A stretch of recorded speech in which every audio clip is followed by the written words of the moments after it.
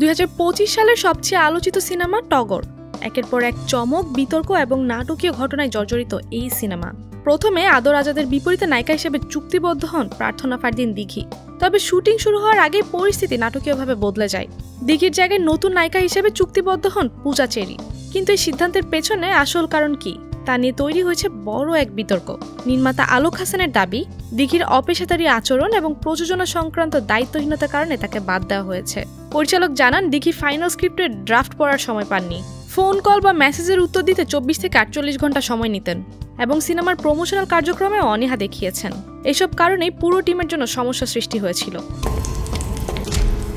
22 জানুয়ারি দিঘিকে বাদ দেওয়ার সিদ্ধান্ত জানানো হয় এবং তিনি তখন সেটি মেনে নেন। কিন্তু এক মাস পর এসে দিঘি অভিযোগ তুলেছেন, যা পুরো ঘটনাকে আরও উত্তপ্ত করে তুলেছে। এদিকে প্রযোজনা প্রতিষ্ঠান AR মুভি নেটওয়ার্কও তাদের বিবৃতিতে একাধিক গুরুতর অভিযোগ এনেছে।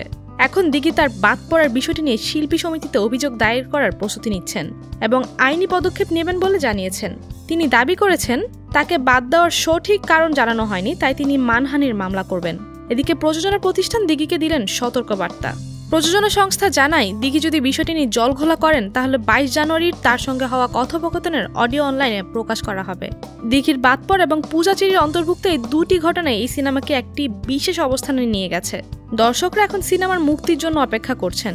কিন্তু ভক্তদের মনে প্রশ্ন, এই বিতর্ক কি সিনেমার সাফল্যে প্রভাব ফেলবে নাকি একটি বড় মার্কেটিং স্ট্যান্ড হিসেবে ব্যবহৃত হবে, তা সময়ই বলে দিবে।